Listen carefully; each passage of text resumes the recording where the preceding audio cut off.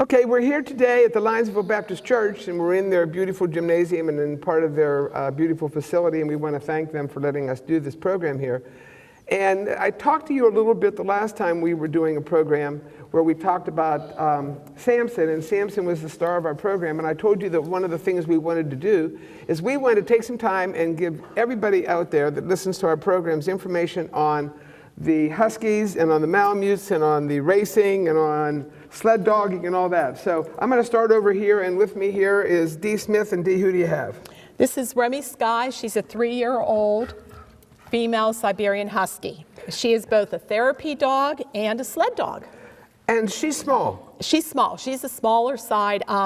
Females are always smaller. They range from 30 to 45 pounds. Males are 45 to 60 pounds. And again, it depends on the breed. She's a smaller dog. She weighs 40 pounds. She weighs 40 pounds, and she measures probably right about 20 inches. So she is one of the smaller Huskies. But she can pull. She can pull pretty good. Okay, and you're going to help us with the presentation Yes. today. I also have Trina Porter with me. Tell us about what you have here. Well, we have Nanook. Nanook is an Alaskan Malamute. He is 9 months old. And this is Samson, my talker over here. Yes. And he is almost 2 years old. And who else? This is my daughter, Ashley. Okay, Ashley. And what are these guys Malamutes, both these? Yes. Okay, and this one here is the Husky, but we don't have a regular Husky that runs sleds. No, well, I should have brought my male Husky, I guess. No, we would have had that. I would have had to hold that, and I wasn't going to do You know that. what? If I bring 2 Huskies, they just want to run. We would have been getting drunk. Okay, so we're going to really try and spend some time today giving you a lot of information on the history of this. We're going to talk about the equipment. We're going to talk about what you can get, where do you get it, how do you get involved with this, how popular is this sport, how many people do this, and things like that. So we're going to have these 2 slide off to the side. I'm going to move a little bit to my right, and Dee's going to come in with Remy here. Mm-hmm. Can you do this while you're holding? Sure. Holding Remy? Okay. Remy's on a waist belt. We also call it a musher's belt. This allows us to be hands-free. So when you're walking up, hooking dogs up to a rig or a sled, you can take 2 dogs hooked up together in something like this, walk up hands-free, hook them, do what you need to do. What's this here? This is a splitter for 2 dogs. Oh, you have that on there too? Yeah. Does everybody that does this have to have one of those belts on? It makes helps. it easier. Okay. A lot of people don't, but it makes it easier. Okay. You know, you have more control of the dog too. The dogs are really strong. Huskies, Malamutes, any of the pulling dogs, sled dogs, very strong. If you're holding with your hands, you have so much control. If you're holding with your body, you can plant yourself and really hold the dogs. So these do help. The belts really do help. Okay, let's talk about the history of this sport. Okay. How long has this been going on? Mushing has been around for years, hundreds of years. Over here. Back in Alaska, the indigenous people have used the Malamutes, the Alaskan Malamute, for hundreds, probably 1,000 of years. Wow. Anyways, they use them for survival. They actually are great for protection from bears. They also carry heavy sled loads for supplies, food. When the indigenous people would hunt, they could put their kill on the sled, let the Malamutes carry it back. I mean, there are so many uses for the Alaskan Malamute for years and years and years. The Siberian Husky was introduced into the United States the late 1800s when the gold rush and everything was taking place. Is this what a lot of people have? Yeah, Siberian Huskies are very popular in the United States. Again, she's a red Husky. She has blue eyes. They come in all colors, all sizes, all color eyes. You have larger ones, smaller ones. It just depends on their breeding. A lot of them carry their tail dropped. She's excited now, that's why it's curling, but usually it is dropped. They call it a sickle tail. It's bushy. They use that when they're outside in the cold weather and they want to keep warm. They'll curl up, they'll put the tail over their face to keep their body temperature warm. She's an Alaskan Husky. She's a Siberian Husky. So What's these the other dogs, Alaskan Malamutes evolved from Alaska. What about Siberian Huskies came from Siberia. The Russians this brought is them a over. Siberian Husky. She's a Siberian Husky. They brought her over, like I said, the late 1800s for the gold rush. What really brought notoriety to these dogs was the Iditarod. Back in 1925, the people of Nome were hit with diphtheria. and diphtheria was killing off a lot of the people in Nome, mainly the children. The closest they can get to bring serum in on a train was Nenana, Alaska, which was about 700 miles away, 675, 700 miles away. From where they were? From where they were in Nome. Okay. Okay. So they had to figure out how to get the antidote, the serum, from Nenana, 675 miles to Nome. The only way they can do it was by dog sled. So back in the day, Togo, which a lot of people are just learning about Togo and his team were probably the best team on the relay race. They did the most of the coverage. Seppala and his dog team were known as the top sled dogs back in 1925. And these are the ones that are in Alaska that participate in the Iditarod, right? Yes. Okay. Well, the Iditarod is I'm going out of my... No, that's okay. Okay. They're used to me doing this. They know Okay. we'll get confused. Anyways, I'm the one who confuses things. The Great Serum Run in 1925, they had relay dogs Mm-hmm. going and coming. But Seppala with his dog Togo, he was the one that did like, I think, 275 miles of the race. And then Balto, his other dog, took the serum into Nome, so Balto became popular, and now Togo is very popular also. And there's statues of both of them in New York and in the museums in Alaska. The tribute to that is the Iditarod, which runs every year at the beginning of March. And that's what's in process or getting It ready just now. started. Yeah, it just started. The ceremonial runs, a lot of fun up in Alaska if anybody wants to go to a vacation up there. They have running of Too the cold. deer. They have all kinds of stuff going. But that is what really brought the notoriety to the Siberian Husky. Okay, this is the Siberian Husky. Yes. All Huskies are Siberian Huskies? No, there's different types of Huskies. Okay, there's What are Alaskan the ones that most Huskies. people, Alaskan, right. Alaskan Huskies is a mixture of dogs. They usually mix the Alaskan Husky or the Alaskan Malamute with the Siberian Husky, sometimes with hounds. Different dogs are mixed in with it. It's bred for the things that that musher would want. So if that musher wants a dog with a lot of speed, they're going to go with a lot of the Siberian Husky or the hound. If they want that dog to pull heavy loads, they're going to put the Alaskan Malamute into it. Well, my question is that of people that are watching this, Mm-hmm. how would they know, or can any Husky pull? Yes. Okay, I guess Yes. that's my question. Yes. So any Husky with the right adjustments could probably pull Yes. the right sled. Yes. Okay. Yes. So, Any dog can pull. I Well, mean, they're I've not- seen they're golden very- retrievers pull. Right. I've seen hounds, border collies. We have a local girl that runs border collies. It's just these dogs were the first ones that start doing it. The Huskies, the Siberian Huskies, the Alaskan Malamutes were Well- the original dogs that did the sled pulling. what I'm thinking about here is the people that watch our program. Mm-hmm. So anybody that has a Husky could possibly get involved in this. Yes, absolutely. Okay. The dog has to have the drive to pull. Okay. That's well, the biggest thing. These dogs, people say, oh, how can you do that to them? These dogs love to pull, love to run. So as soon as I put her harness, that's why she's a little excited today. She has this harness on. She wants to be hooked up. She wants to run. And they can run and run and run. Now, an Alaskan Malamute will run a shorter distance but can pull really heavy loads. Siberian okay. Husky, they can sprint forever. They can go and go and go. They can run at, they start off running really fast. They can actually go about 20 miles an hour on average, and then they follow into a nice sprint. And the sprint's usually 10 to 12 miles an hour, and they can go for 100 miles. What I have found just with people that I know that have Huskies, a lot of them are, in my opinion, people are not going to like them, are crazy. They need a job. They're not crazy. Well, but they need They a do. job. They're and high- a job for them would be to race, wouldn't it? Yes, they're I mean, I'm very, thinking very of people, high energy. Right, people that have them in their house and they keep them in their house and they don't get outside or get that type of exercise. If they Right. have a Husky, they may want to consider doing this because it might be something to have them do. Absolutely. If you need a have- job. Yes, if you have a Siberian Husky, any type of a dog that's high energy, if they're not working and they're not interested in things and stimulated, they're going to dig, they're going to be disorderly, out of control. You're not going to be able to train them because they are born for what they do. To have a job. Yes. You know, hunting dogs, field dogs, they have to hunt, they have to field. They know how to run after those birds and bring them back. Huskies, Malamutes, they need to pull, and they need constant stimulation.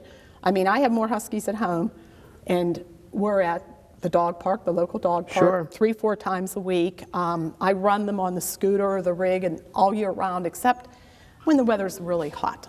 You don't want to run them when the temperature's over 50 degrees or the humidity's over 50 degrees. You want to keep that humidity, you know how you sweat? Right. You don't want your dog sweating. They'll dehydrate. We'll see more of that a little bit later, but so you can run these dogs in the winter. Yes. And you can run them in the summer depending on the temperature. You could spring, fall, Spring winter. and fall. Summer, very rarely, unless you get those real cool summer mornings. So now we can take the Husky that's in the house and is getting into mischief and causing hassles and give them a job. Yes. I'm all for giving dogs jobs. Yes. But of course, we took Remy and made Remy a therapy dog too. Remy's also a therapy dog. Right. So we'll keep her with that too. yes, she's good at that. What else do we want to know about the history of this? Anything else? The history, you know, they were used by scientists years ago. They pretty much banned that in a lot of areas. There was a movie, 8 Below, that was popular. Oh, right, okay, right. Okay, where it showed the Siberians going down to the Antarctica and doing all kinds of different work for scientific reasons. Unfortunately, a lot of those dogs were left behind. You know, I guess they still do, but they really watch now. They really, you know, they care for the dogs now. Just like anything else, the military dogs. You know, back in World War I, the military dogs, they were discarded. Now the military dogs come home with honors. Right, right. You know, so every we've breed changed, has thank God, some of those thoughts. Police dogs. You know, police dogs, that's another dog. They're trained. They need to work. If they don't work, they get stagnant. Most police dogs are retired to families or with the officer's family. So the history, what else do I have notes over here? Well, that's okay, but is there anything else we need to know about this in general, just the background of these dogs being involved with in Alaska and places like that? No, the pads of their feet, that's an important thing. Oh, okay. People say, how can these dogs tolerate such cold temperatures? Okay, and I think Trina might have touched on this with the Alaskan Malamute. They're double coated. They have a woolly, oily coat underneath, and they have their top coat. That double layering keeps these dogs' body core temperature consistent, even in the summer. An important thing is you don't shave these dogs in the summer. You shouldn't be shaving any dogs. No, a lot of people say, let's shave your husky down. Yeah. Or let's shave the golden retriever. What are you thinking? Don't shave dogs. They rely on their double coats. It thins out in the summer, but they still need that hair, that double coat, to retain their body temperature. Huskies need that to keep them cool in the summer and the hot temperatures. I had somebody tell me one time that they shaved their dog because their dog was black in color. And I had a black dog at the time, and I said, well, come over here, let me show you something. I says, take your fingers and put your fingers down underneath the coat of the skin and tell me if it's hot. And they said, well, no, it's not. I said, that's right. Yeah. You don't have to shave dogs' fur. That's ridiculous. Exactly. The pads of their feet. The pads of their feet are almost like whale blubber. They have very thick pads, and it's like a whale blubber on the bottom. They also have a combination of small arteries and veins running through their toes, their pads, everything. What that does is it causes a constant change of the blood flow. So their blood is staying warm in their feet and their legs constantly. You used a terminology I'd never heard, whale blubber. Whale blubber. Whale blubber. Whale blubber. Whales, the big fat. Oh, okay. Yeah, I didn't know. I never had heard that before. That's why I asked that. It's like a extra fat on their paws. Okay, good. Okay, and a lot of them have some webbing in there too, which when they're running on the snow and the ice, it's going to give them more traction. Okay. Now, I think we've decided as a group to do this entire program. We're going to stop and then start again occasionally. So right now we're going to take a second break, and then we're going to come back. Okay. But now what we want to do is go back to Dee, or just stay with Dee for a minute, and she's going to explain to you all these rigs, and I've got 1,000 questions. Okay. So let's go. Let's start with these and see what we have. Okay, we're going to start with some of the snow sleds. There's fiberglass sleds, there's toboggan sleds, there's so many sleds, all different types used for different reasons. All I have is my sled. We are called urban mushers because we are recreational mushers in this area. There's God, probably 400 or 500 mushers in this area. In this area? In the tri-state area, yes. In the tri-state area? There is. And there's also a lot of mushing groups. If you Google, close to your vicinity, you can join one of them. Right, there's something that if people really are interested in the Huskies too, I did a program on Huskies. It has to be on YouTube. And if you go into YouTube, My Dog and Me, under Armstrong, you can look and see that program. And that's the place down in Cockerton where Laura she has all Ramil, right. Was it Laurie Anderson, isn't it? Laurie Anderson. Okay, so let's talk about this. And this is your sled here. This is my sled, okay? This sled, the most I ever pulled was 6 dogs. You can pull as many dogs as you want on a sled.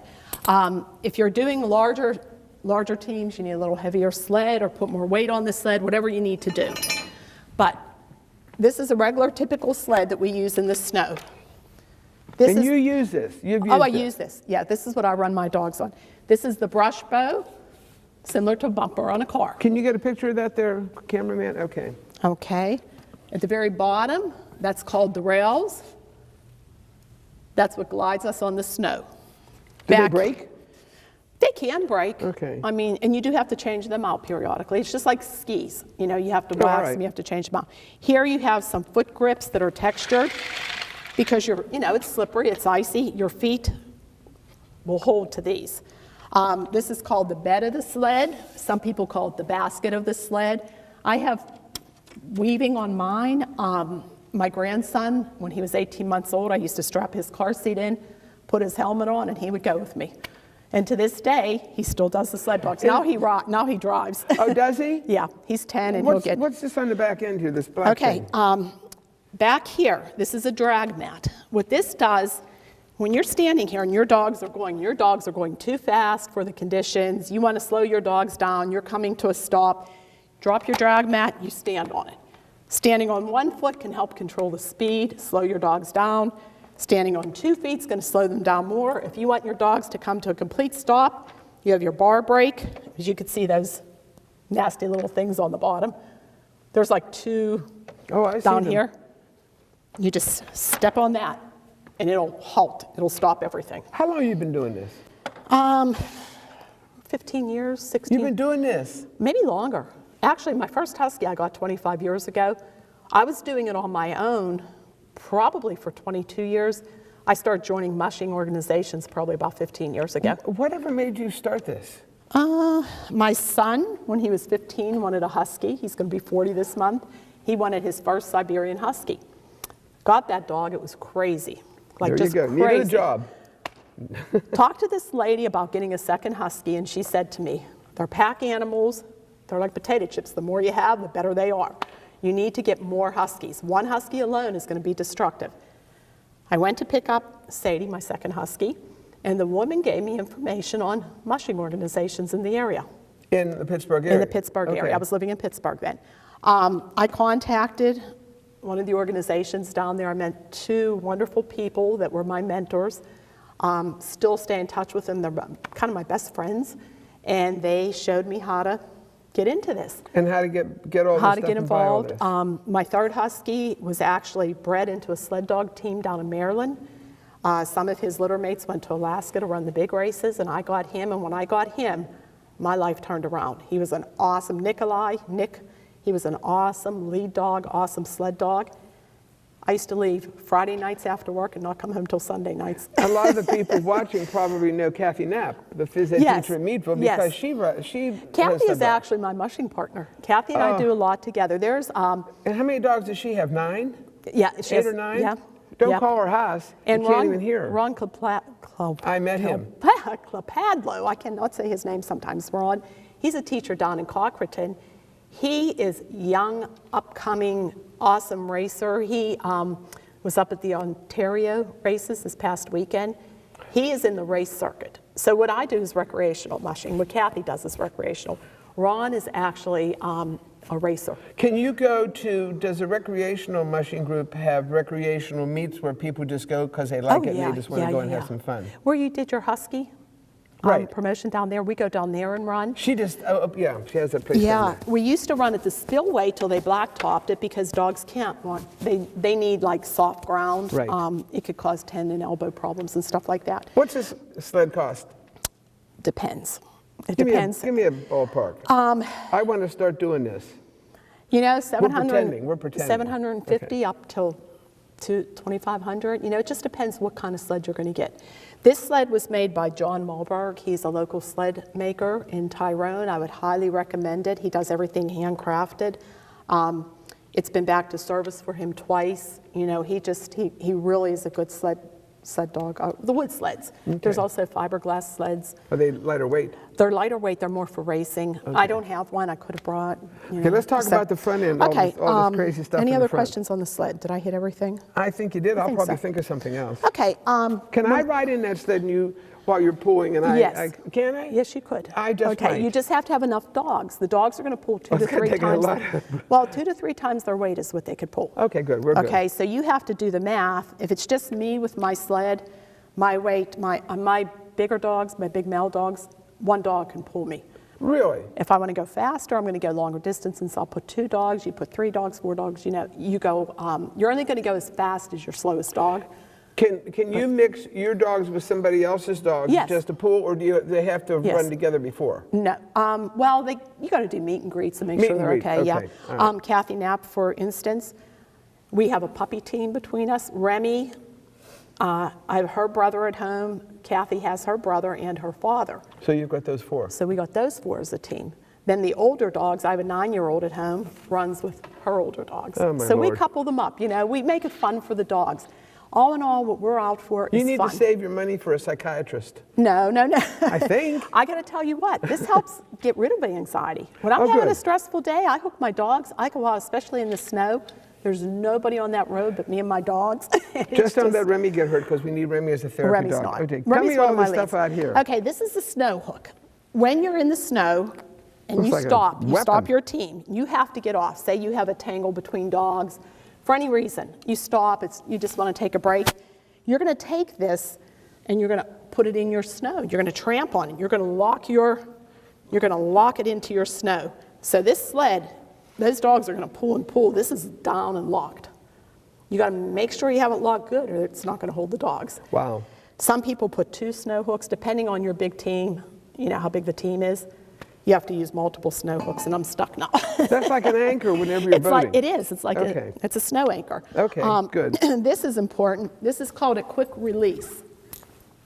This actually, I should have this back through here. The quick release is going to hold your team in place as you get everybody hooked up. Okay, this would go around a tree or a post or Oh, okay, something. gotcha. Okay. So that comes, again, from your carabiner. Everything gets hooked to the carabiner. That's what you had around your waist. No, the carabiner. Oh. Let's just back See, up. that's why you. This is a carabiner. It's a locking carabiner. Okay. Okay? Everything is hooked to that. So you put this is important. Okay? So you would have, say you're a tree, put your arm up. I'm a tree. Yeah, you'd have that, okay? Do I look like a tree? You're hooking your dogs up. Okay, I'm a tree. You got this in your snow. You have this hooked to a tree. Okay.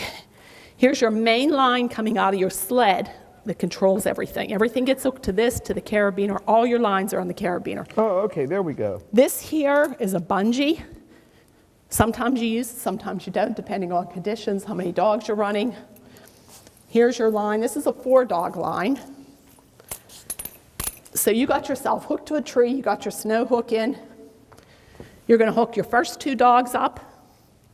Where do you start in the back? Yeah, you're going to hook them. And Trina's going to go over harnesses. You hook this to the back of the dog's harness. Then you come up here with the neckline. You hook this to the dog's collar. And of course they're, whoa. How come, wait, one was hooked to the harness and one was hooked to the collar. You tried to slip that in on me. Okay. So the ones in the back are hooked to the Bring him over. harness, and the one in the fronts are hooked to the collar. Yes, I'll show you. Wow. Come on. Okay.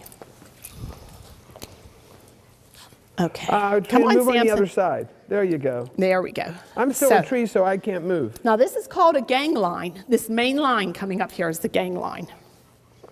And these are the neck lines. There are the neck lines, and this is the tug line. Let me get this way. So your gang line is your main heavy line. Bigger dog teams actually have metal cables in. Again, I don't run real big teams. No, that's okay. I'm just amazed at this. Gang line, tug lines, neck lines. You have another dog right next to this dog. What about that black line in between? That's between them. That's your gang line. That goes Okay. between you. So now you're going to have another dog over here. All right. And then you're going to come up here, and you're going to hook another dog. So I'm going to pretend I'm a dog here. Yeah. I'm a Okay. tree and you're a dog. That's not a good combination. That has usual And then, bad thoughts. do you want me to get Remy? Sure. You want me to get Remy and Sure. show? Okay. We got a second. Okay. I'm You just might wanna amazed at all this. Step back with you. Oh, he'll be okay. How long did it take you to learn how to do this? I know. We were thinking this morning, we were kind of hoping there would have been enough snow that we could have taken out and did some demos. But we just didn't. My Poor little heavens. girl. How much snow do you need? You got 2 inches today. I It's know. already started to melt away. Okay, you ready to run? I'm sorry, I have to. That's okay. No, that's okay. Come on. Come on, little girl. Line out. I'm going to leave. The tree's Line going to out. grow by itself. Line out. Okay, I'm coming up Line here. out. Oh, that's another thing, the commands. Wait. Now, We have commands too. are they all barking at this time? Some are, Oh, of some course. Because they're so excited. Oh, This is an exciting time for them. You know And I'm what's gonna be probably a- worse than a barking husky? A howling beagle.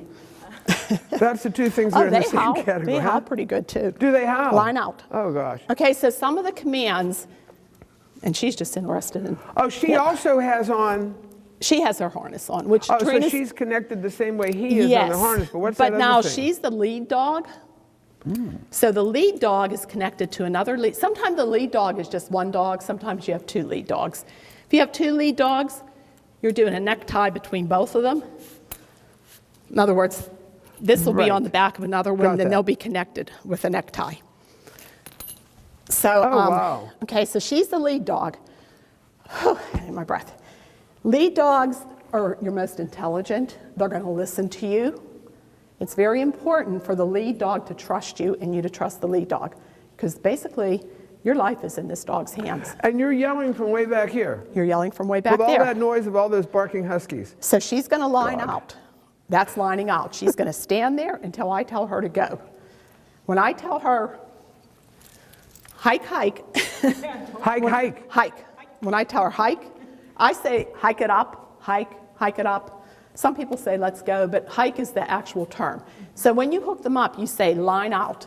They'll stand like this until you're on your sled ready to go if you have good lead dogs. And that's all training. I mean, it's repetition, training. She'll Oh, stand wow. here, line out, stay, line out. It's just to keep the line nice and. Good girl, Sure. good girl, good girl. She's gonna start I'll go talking get to on my us. sled soon as I'm ready to go. Nick, my other lead dog, he wouldn't move until he'd turn around and look at me and make sure I was standing. He'd look at me and I'd go, hike, hike, hike, like that, and they would take off. When they start running, the command you use, when you're running and you're coming to a crossroad, you want to make a right, you say G. When you want to make a left, you say ha. Just like horse commands, G, ha. When you want to stop them, whoa. I got that one. Gee, Okay? haw. G for right, ha for left, whoa to stop, hike to go. Now, if you have an oncoming dog team coming at you, or you have a distraction, crazy dogs running on the side, or a driveway that your dogs look like they want to go into, that command is on by. And On my. On by. On by. O-N-B-Y. Believe me, that is my favorite command, because when they're running and there's distractions, I have a neighbor that has chickens running loose, and we're going down the road, I'm like screaming, on by, on by.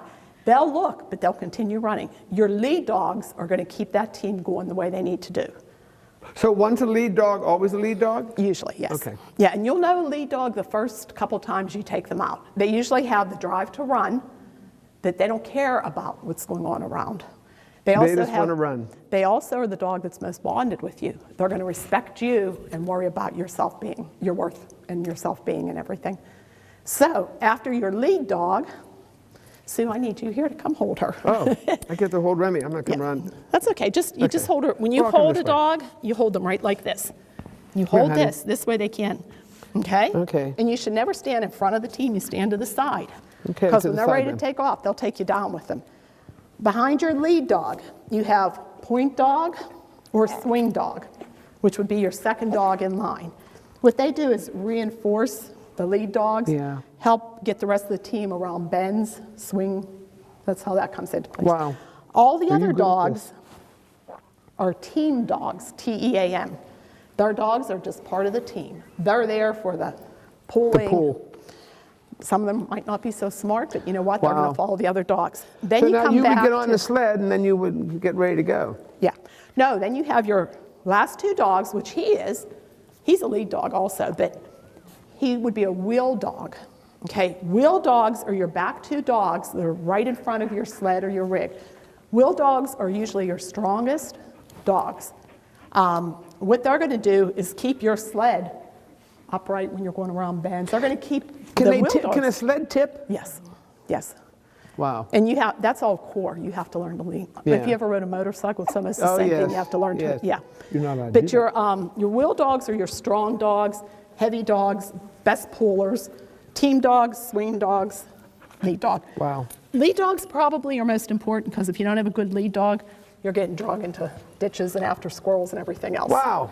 So, Okay, now let's Okay. talk. You're going to put Okay. Remy back away. yeah, let me put her away. Put her away. I'm sorry, girl. We'll go later. I'll take you later. Okay, come on. What about, while you're walking over there, let's talk about this other sled I'm going to walk up to. Trina, do you want to take over? Or are you good? What is this sled? Okay, this is a kick sled. You okay, Trina? Yeah. Okay. I feel like I'm doing everything. Okay, let's.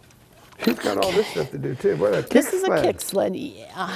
And you know what? This is going to hook up basically the same way. Here, you could hold Remy again. So a kick sled is good for 1 or 2 dogs.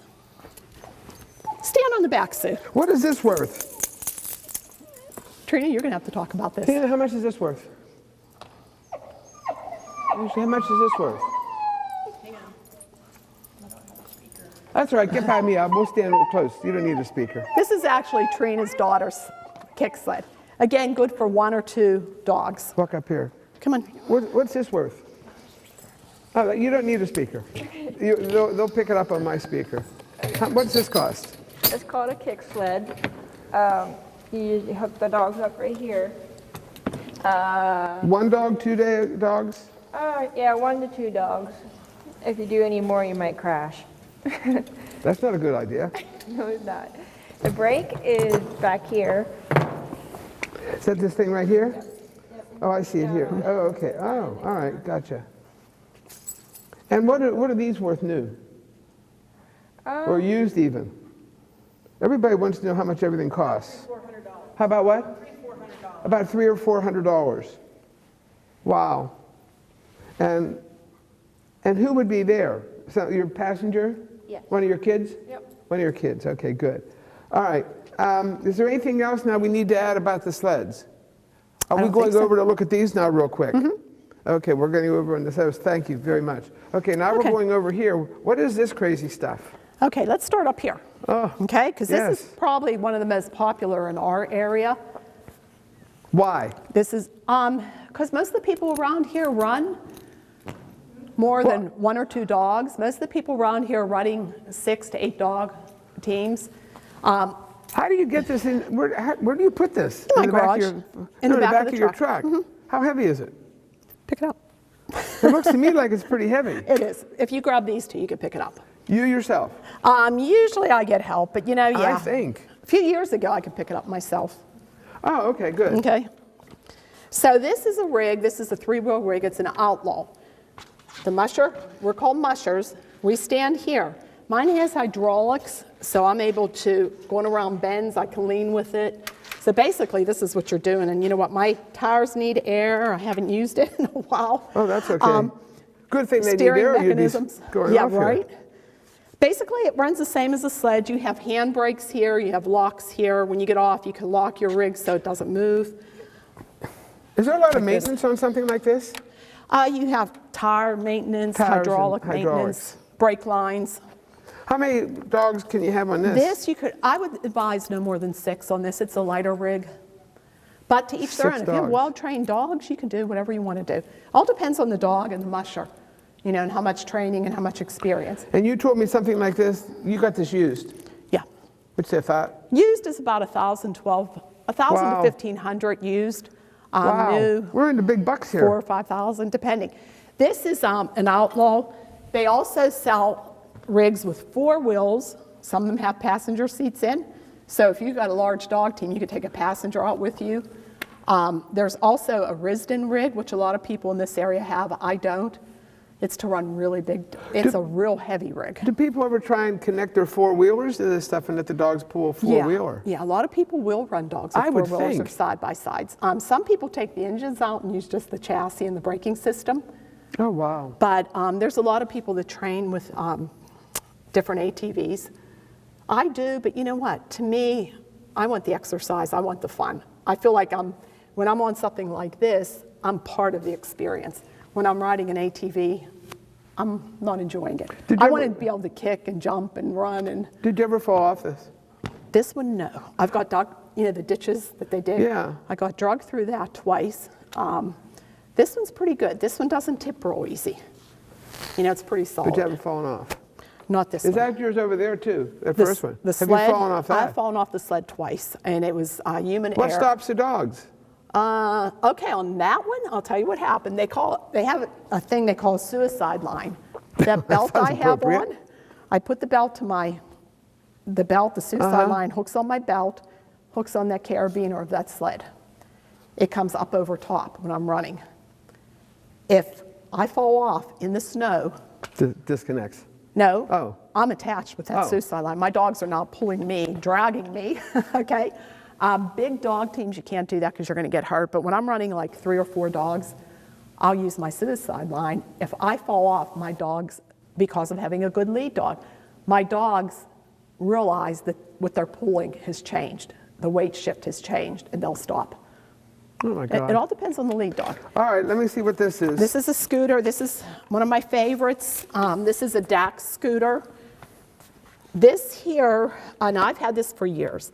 I think I paid $1,200 new for these. I think now these are up closer to $1,800, $2,000. I could be wrong. There's a distributor in Pittsburgh, Pauline Bray. She's the local distributor. This is a DAX scooter. It's all aluminum, so I'm never going to have rust. The tires are puncture-proof, so I could go through the woods. I have my braking system.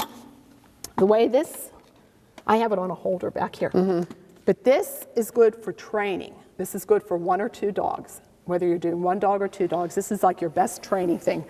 I believe. I'm scared of the bike, so Trina's going to talk to you about the bike.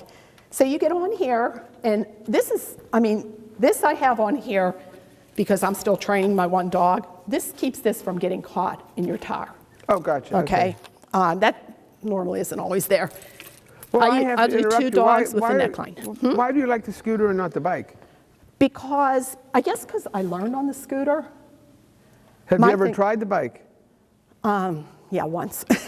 You must have fallen off. No. Okay, here's my theory. But again, it's all your comfort zone, okay? Kathy would debate this. Trina, you would debate this. You When like I'm the on bike, Trina? Yeah. She likes the bike. When Have I'm you on ever the used scooter- one of these? No. You've never used the scooter. Has A lot of Kathy people ever are used the scared. scooter? She tried one time and said never again. I saw her on a bike. She should have said never again to the bike, too. Trina will tell you about the bike. I'm not going to go there. But the No, that's scooter, okay. this is a lot of balancing. So you have to have good balance. You have to have good coordination. You stand on this, your dogs are pulling you. When you go around bends, you know, you're putting your foot down, you're leaning. When you're going up hills, you're kicking. So you're getting your cardio workout. That's why I like this. I like my cardio workout. I've already run 3 dogs on this and fun. A lot You've of got to fun. be flying on that when you've You do. got 3 dogs. You do. How fast are you going? Nick, when I was running Nick and Lucas, my 2 males, 2 years ago, my husband was following me and he said we were 21 miles an hour. That's a pretty good clip. Yeah, we were going 21 miles an hour with my 2 males, probably for the first mile, mile and a half, and then we went down to about 15 miles, and we went down to about 8 miles. You're So still they going do- pretty good, though. Yeah, so, but yeah, I like the scooter, my favorite training tool. I love running this with the big dogs in my sled. For me, my dog team, it works. I had 5 dogs. I'm down to 3 dogs right now. Do you have anything else beside these 3 things to For pull me, you? no. Okay. Nope. The bike is something that Trina does. I think this is where I'm going to. Well, we're gonna go back to this table real soon. We're gonna switch Right, here. we're gonna switch. But I really am interested in this. I can't believe you two. Oh, what's that other thing over there? Oh, this is here. Good thing you I brought see this that up. other thing laying over here on the ground. They were gonna try and sneak it in on me. This is a drop line. There's different types of drop lines. A lot of people use chains. This is something I bought years ago, and I was color coordinating with my dog's harnesses. It's old. You have to make sure both ends are secure to a tree or a post. So I'm those only chairs, one tree, so we're gonna have to find another. No, Okay. the chairs are trees right Okay. now. So each dog, when you're waiting to hook up, you're waiting to run. When you're out with a group of people, when we used to run over at the spillway, we go places, we tie our dogs outside. You don't want to leave them in a crate, for 2-3 hours while the dogs are running, having fun. So you put this between 2 trees, you put a little bit of straw down underneath for them. This hooks to their neckline. So my 4 dogs are hooked out here. They're watching all the other dogs. They're enjoying being outside. If they have to pee or something, they can do it. Right. And The you have a water neckline, bowl. the collars, I know you had a Martindale on Martindale. Martingales. You had that on Remy. Is that what you use on your dogs? Yes, I use martingales on their necklines when I'm running them, or a musher's collar, which is similar to a martingale that has a bigger loop on it. Okay. The only reason being is you don't want that dog to slip out. Right. You don't want it to slip out. Mine are trained pretty good, so the martingale, they don't choke themselves. You have to watch, some dogs will choke themselves, and you wear a different collar. It's like just a basic collar with a big loop, a musher's collar. Okay. Is there anything that we've forgotten? Well, while you're sitting watching Trina and I discuss Yeah. the things here and learning about Nanook and learning about Samson and all that, then we can get you to answer or add anything else. The only other thing, which I'm going to point this out real quick. I hope First this aid is kit. okay. Whenever I travel, this little case, it goes with me. Even if I'm just going locally 2 or 3 miles around my house. I always have poop bags, Always important. hand sanitizers. Hand sanitizer. I have a pet corrector, which sometimes if the dogs just aren't listening, can I do this real quick? don't It's care. just it gets their attention. Okay? You Okay. don't have to carry What's it it. called? I do. A pet corrector? Pet corrector. Never heard of that. A little flashlight, because sometimes I used to do night runs, so I wanted a little flashlight just to see the lines when I was running. A knife. I brought a knife into church, I'm sorry, but this is important. We're in church, and that's true. When you're running your I don't think dogs they'll care. and they get a tangle, you have to stop the dogs and get them untangled. If that tangle is severe, where it's cutting off circulation or strangling them, you have to have something to cut that line. Wow. You just have to have that. And then I always carry an extra carabiner or 2 just in case I need it. On the sled, there's a thing called a sled bag, which I don't have because I never used one. All my mushing, again, I'm an urban musher, local musher. The sled bag, if you have a dog that gets injured while out on trail, you have to put it in the sled bag, zip the sled bag up, carry extra carabiner, because then you carabine it to the sled so it can't move. And that's how you take the injured dog back home with you. So I think that's all I have to say. Well, I we're think on to the Trina next. Trina needs to come on. Trina's coming because I've got lots Yeah. of questions for her on all this crazy stuff, that's for Okay. sure. And we want to see more about these, we'll see something about Best Nanook. He's really big. Okay, now we have a section where Trina's going to help, but I got to stop. What is this thing on your head? My Lord. I didn't know this was a costume Well, contest. it's just in honor of the Malamutes and Huskies. It's just a cute hat that my daughter found online, and I just thought Oh, I it thought would be. you wear would this be whenever cute. you're racing. My daughter wears it. I just thought it would be cute to show it off. You better not wear it too many places. Somebody may want to steal it, or somebody may steal it and get rid of it. It's in honor. Hard to tell. It's a great time because the Iditarod is going on right now, so it's kind of in honor of the Malamutes and Huskies. But yeah, it's really hot, so I'm going to take it off. Okay, so what are we doing here now? We've got you do the bicycle. Yes, I love the bicycle. You can buy these bikes at Walmart. You don't have to have a special bike to do this. You do have to have what's called an antenna, and these things just connect to the center bar here. And like this one here, you have a carabiner here, and then the lines run through here, the loop here. And all it does is just Keep the line out of the way. keep the line out of the wheel, correct. This is absolutely my favorite thing to do because I love to bike jor in the fall and in the spring. One thing I wanted to mention. Wait. So you're in the fall and the spring, you're on this. What are you on in the fall and the spring? Scooter. Okay, the scooter or the Yeah, rig. Gotcha. yeah. All right. Sorry, I got sidetracked. What were we talking about? We're talking about you can get them at Walmart. Yes, you can get these at Walmart. And basically, you know, if you want to wear a helmet, that's important because if the dog decides to go sideways, you know, you want to make sure that you have all your protective gear on. Gloves, you know. She has a really nice, this is my daughter's bike. She has a nice rear view mirror on there, and she has her bike antenna. And one thing I wanted to mention, when you are interested in taking one of these wonderful dogs out bike joring or the rigs or even the scooter, you want to keep them on dirt or soft ground. You don't want to run them on pavement because the pavement wears their pads down.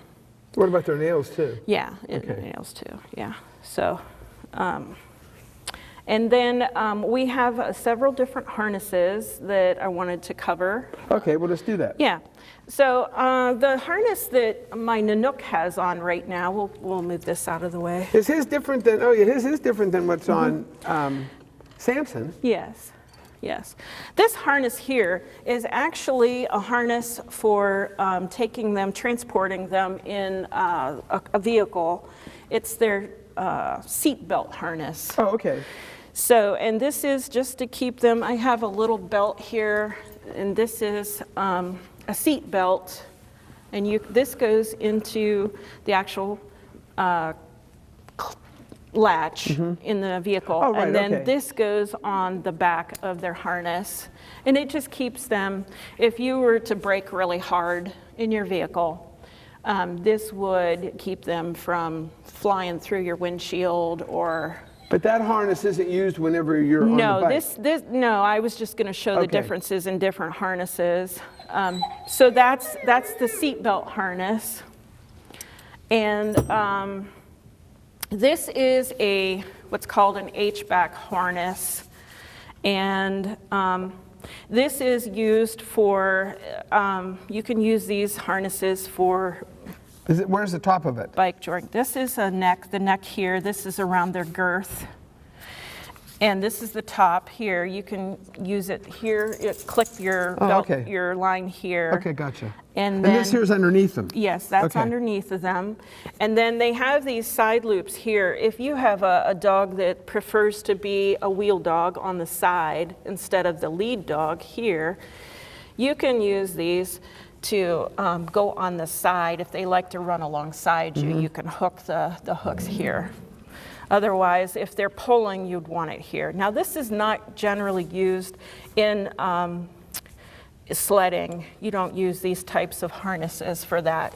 The type of harness that you want to use for pulling, this one's a little hairy because it's Samson's. Who do you use? Samson does this with you? Yes. Does Nanook do this? Not yet. Nanook is too young. He's still very young. He has to be at least 2 years of age before he starts pulling. The joints and that because stuff. of the joints. Right. You don't want to damage their growth plates. So anyway, this is called an X back, and you can see right here, there's an X. And the head would go through here. And it's very confusing when you try to pull the dog through this. So what you do is the opening, you just reach up and through, and you grab where the neck is, and you pull it forward, and then you place it around their head, pull it back, and then you put the legs through, and we can demonstrate that with Samson. Samson. So And Samson's also what, a therapy dog? Yes, Samson is a therapy dog, yes, and he is my lead dog. Yeah, right, and so is Now, Remy. now this harness that Samson's got on has what's called a belly band here, because if your harness is too loose or sometimes they can back out of these if it's not properly fit. So having a belly band keeps them from backing out. Okay. But this is the X harness, and I generally get my X harnesses from Alpine or CTC. It's another company that I buy harnesses from. So proper fitting of harnesses, that's something we want to talk about. When you measure your dog for a harness, I'm going to need some help with this.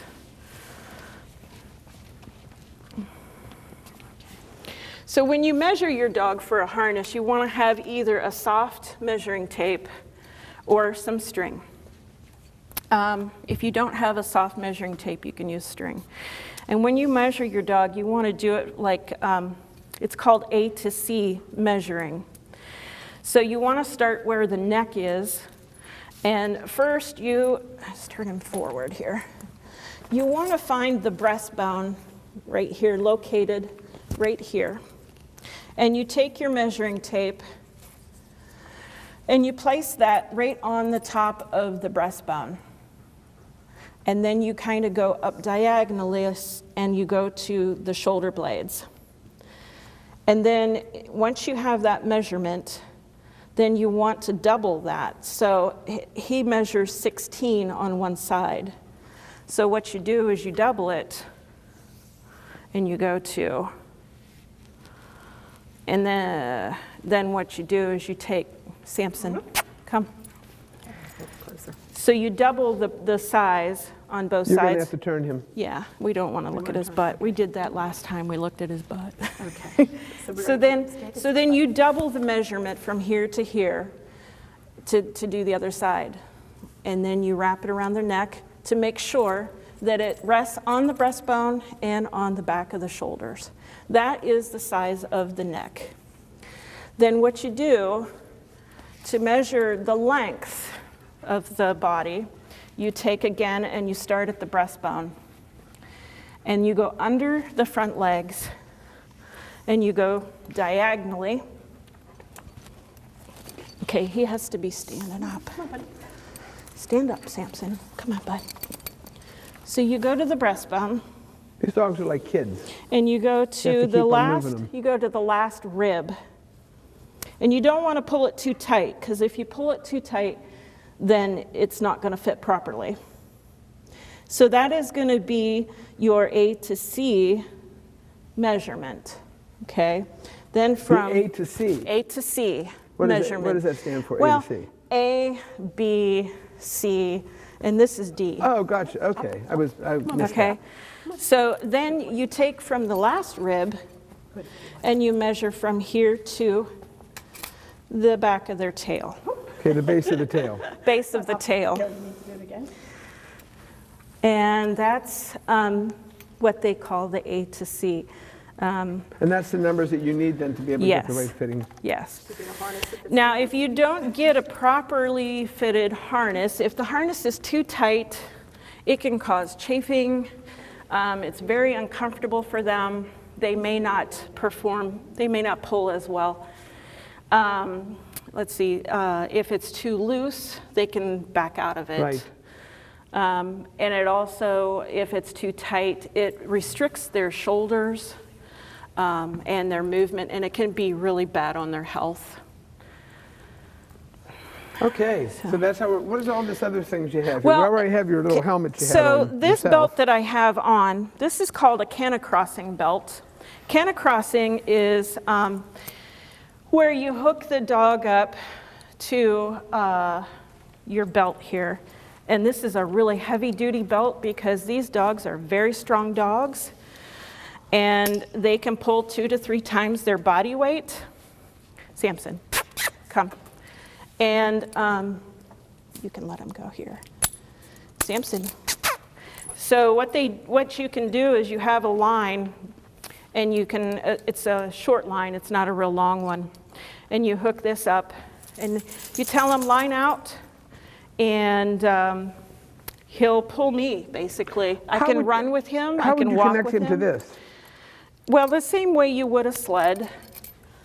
You would hook him. Could you ever just hook him alone and just take him? Yes. Samson, come. Samson has a mind of his own. Samson's got a lot of sniffy things to sniff about. And you would just tell him to line out. Samson, line out. Line out. Come on, line out. No, you're going the wrong way. Line out. Come on. Line out. There you go. There. Okay. And like Remy, he would hold the position nice and taut until I got on the bike, and then I would tell him to hike. And then he would start pulling. And then he would start pulling. Cool. Yeah. Okay, so we've got that. Now, oh, that's the bike. We've already done these two. What about all this other stuff that's over here? What are these other crazy things? Okay. Let you take him. Got him? We know what this is, and this is to keep the line from tangling whether you're Right, on. right. And we And, covered yeah. these two, and we covered this. Now, these are the boots. These are snow boots. And this is kind of small for Samson. His feet probably are too big for that. But Do they, you wear boots on them when you race? yes, Does Yes. everybody wear boots on their dogs when they race? not everybody, no. No. Do you do it just when it's cold? Well, this also protects their feet from when people put salt on the road. Oh, God, because yes. the salt is really bad for them. They can absorb a lot through their paws. So this keeps their paws from absorbing any of that toxic stuff. It also protects their pads from sharp stones and glass and things that you would So find. in the summer, you would, if you're on the bike, would you have boots on him? Well, not in the summer, Not in the just summer, just in either the the winter. spring Okay. or fall is when we bike jor. And in the springtime is when you really want to wear these because there is a lot of residual salt just still laying yeah, on the right. road and stuff. So you would want to wear protection for your feet. And if you don't want to invest in one of these, a pair of these boots, you can also just rinse your dog's paws afterwards Right. with a dog rinse. I think they make special rinse for that. But, and these are snow cleats. This is important so you don't slip and fall because these dogs are very powerful. This provides some extra traction for you so that you can hold them tightly. What kind of shoes do you have to have? Can I just wear my boots? Yeah, you can wear boots. I mean, if they're heavy, if you're doing like scootering or even the rig, you would probably want to wear a light boot, a warm light boot, because if you're wearing big, heavy boots, that can kind of wear you down and be a little more of a workout. If I'm doing it in the winter, do I have to have on like a snowmobile outfit? It probably, you don't have cold, to isn't wear, it? yeah, you don't have to wear like a full snowmobile outfit, but snow pants, a nice warm coat, hat, gloves, and if it's really cold, a scarf maybe. Or you could wear your hat. Or I could wear my hat, She could and wear my her daughter's hat. Her daughter's hat. My daughter's hat. Yes, what else Yeah. do we need to know about all this? Where can you get all this? Online? Well, like I said, I buy my harnesses from CTC and Alpine. They're both really good companies. CTC makes a really good quality, heavy-duty harness. You do have to make sure that your measuring is accurate because they can get a little snug. And Alpine is great too. Alpine makes some wonderful X-Bax harnesses. What's the name of the organization that you belong to be able to do recreational fun with your dog on this skiing stuff? Who do you belong with, Dee? I belong to a couple different groups. I don't really belong to any group. Trina doesn't belong to one now, but No. if people were, okay, so we've talked about this. What do they do next? What's their next step? Go buy a bike? Go buy that? No, what's step one? Let's talk about step one. Get a dog. I would say step one's a dog. Step two, my opinion, if you feel comfortable on a scooter or a bike, that's fine. Start with one dog. Don't start all out first because it is a process of strengthening your core muscles and learning your dog, you know, the different commands and stuff. So there is a process. You don't want to just run right out and get all the gear and the sled and everything and just think you're going to go out and do it. It takes time to learn all this. Is there crappy stuff available online through eBay and stuff like that people are trying to sell that could have something wrong? Could there be something wrong with a sled that would mean you would buy it and then you'd get it home and it wouldn't be any good? Yeah, that could happen with anything. That's the main true. thing is the lines. If the lines are too old or not kept properly, they could dry rot. You hook your dogs up and lines break, you know, so that's important to make sure you have good lines. And yeah, everything's in good mechanical working order, sleds, rigs. Again, it's for fun and safety. You know, you have to be safe for you and your animals, and you want to go out there and have fun. Anybody can do this. You could do this with one dog. You could do this with 2 dogs. As long as the dog has the drive, again, to pull and it's enjoying itself. Okay, so I want to do this. What's my first step after I get the dog? Who do I contact?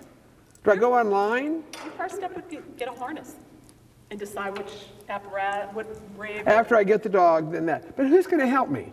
Come on, I have trouble. you I have just- trouble with my computer. Are there organizations in the area that'll help them? Yes, you can go on Facebook, you can Google local dog mushing associations, dog drivers, that's another word, dog drivers in the area. We have a lot around here. Do you have the top 3 that people could contact? We have. No, not tell me now, but could you send them to me I could. so we could put them on the end of this video Yes. and would tell people where they could get the information? Yes. I can That's give you the really local- important. The local groups. Yeah, because, you know, you leave me alone in front of a computer Yeah. and seeing all this stuff, I'm going to tell you right now, I'm going to get the wrong stuff. Yeah, I mean, we have local groups here that are very organized, and then we have people, a lot of our friends just get together on a Saturday morning. And, you know, the best thing I would advise, get somebody that's been doing it a while to mentor you, because that's Yes. what I wouldn't have known. I was doing it for a couple of years with my first husky, doing what I thought I should be doing. It wasn't until I joined one of the organizations that I had mentors that did it 10 years, 20 years before. Okay, so we need to get that out to people because that's really important. This is great information, but if they're going to say, now what do I do? And they're going to get on the computer and let their fingers do the walking through the computer, they're going to buy a lot of stuff they don't need right away. Exactly. And you know what? I always tell new people, come and meet up with us. Come and meet up with us some weekend. Just bring your dog, bring a helmet. You know, I advise everybody to wear a helmet. I've seen people that have gotten hurt. Like a motorcycle helmet? Motorcycle helmet, bike helmet. You want to protect your head. You also want to wear some glasses, goggles, safety glasses. Those dogs, when they're running, they kick stuff up in your face. Does your group post where the fun meets are and stuff Yeah, like that? yeah, Is that we have- is in the paper? Or? Well, amongst ourselves, amongst some of our locals, we just have a thread going on Messenger. But there are a lot of things on Facebook, groups on Facebook that you could just get into depending on where you live. If you're in Ohio, there's a group in Ohio. There's multiple groups in Pennsylvania. They could contact you through your Facebook. email? Or Facebook, we're both on Facebook. Yeah, but wait, how do they find you on Facebook? What if they don't know your name? Well, you want me to give you my name? I want you to tell, how much are your email address? My email address is huskygrandma, Gramma, Gramma, Husky Grandma. @gmail.com. My grandkids gave me the name because back then I had a lot of huskies. Okay, Husky Grandma. Trina, how do they get in touch with you? What's your email? My email is Trina Porter, TrinaPorter 2395 @yahoo.com. Trina Porter 2395 @yahoo.com. So they can email one of you and start knowing now what the next step is. Or look us up on Facebook, Yep. or look up any of the local mushing organizations. What do they look up on Facebook? Grandma Husky. No, just on Facebook. Husky Grandma. Put in local mushing organizations, dog mushing, local dog mushing in the area. And it's Yeah. going to pop up all the Right on Facebook then. Local, tell us again. local dog mushing, MUSHING. yes, on Facebook. Yep. And if I want to come and just watch, You can come. can I find out then whenever there's something going on, I can come there and watch? Yeah. All the different organizations post on Facebook, their meetups, their races. There's a lot of races that they do at different places. Are most of the people that belong to these organizations willing to help the beginners? Yes, yes. I tell everybody, if you are interested in this, bring your dog, bring your helmet, and just come. We have all the rigs, we have harnesses, we have lines. We'll let you try it a few times. We'll get you started. And then if you like it, you know then what you like. You might not like the scooter, you might like the bike. You may not like a bigger sled, you might want a kick sled. So it's good to come with your dog, make sure your dog even wants to do this. Don't invest in this and then find out your dog wants to be a couch potato. That's Yeah. not Don't invest in the dog that wants to be yeah. You could have a dog So, that... and again, God, years ago, there was a guy that raised a golden retriever. It doesn't matter what kind of dog it is. Huh. Obviously, if you're going to be racing or running dogs in the cold weather, you want the northern breeds that are double coated. Trina, bring this big boy back. Okay. I'm just intrigued with how big Okay. he is. Sure. Here, take this one. And which one's that? That's This is Nanook. Nanook. Yeah. You got to get a front view, Mr. Cameraman, on this dog. This dog is massive. I don't know whether you can get the full idea. And you say he's only how He's old? only 9 months old. 9 months of age, and Yes. he weighs how much? He's about 100 pounds. How much of that on him, how much of this is fur? Well, remember when on the last podcast we did on Malamutes versus Huskies? There's a lot of fur there. He does have a lot more fur, and you can see how big the guard hairs are on him. And then if you just take your fingers in and feel the down underneath, he's it's absolutely just, gorgeous. It's thick, very He's thick. nuts, but he's gorgeous. Yes, he's a beautiful boy. Oh, We he just is. love him.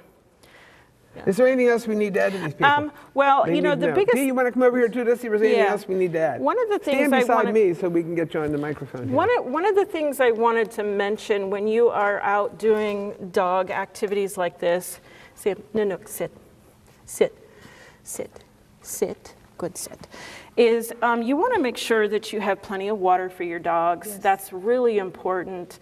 These dogs can get overheated pretty quickly. And this is one of the ones that you can just pop out? Yeah, you pop out, it's a little water bowl. You don't ever want to feed them before a trip, taking them out. You want them to go on pretty much an empty stomach. Yeah. Yeah. And Special food? well, High protein food or anything high like that? protein food, yes. These are endurance dogs, and they need a high protein dog food. Okay, anything else? Our last words of wisdom to this group. I'm going to elaborate on the don't feed prior to in regards to bloat, Yes. internal Oh, yeah. injuries. If a dog runs and they have food in their stomach, that stomach flips, it's bad. I mean, You might lose your dog. You will lose your dog. So, yeah. the rule of thumb is if you're running early in the day, hydrate them, but no food. Okay. Gotcha. And if you are going to feed them, I would wait at least 2 to 3 hours after a meal to run them. And then after you're done running them, maybe wait another hour just to let their whole body calm down before they start eating. Again, the hydration is important. And they also go in their search engine in their computer, and they can also just look up mushing in general and get some ideas Yes. what they want to do. Dog mushing, dog diapers. Okay. And again, the Iditarod's on TV now. Good thing to watch, and you'll just see it. Some of these mushers, they're in the Iditarod, started as us. They Wow. started with just running 2 dogs up to 4 dogs, and next thing you know, they were moving to Alaska and training to be part of the Iditarod. And, it's just, that's what these dogs, this is my voice, that's what Yes. these dogs are bred for. Well, thanks very much. I appreciate it. It was very informative, and I certainly learned a lot about it. And I was able to be a tree for a while. And I had important And I was parts. so nervous in the beginning, I was like, No, "Oh." you were good. Have a good one. Thank you very much for coming. Thank you. Thank you for having us and our dogs. And you'll see us. That would probably be real nice. A Good. little Thank segment you. on that. Thanks very So, much.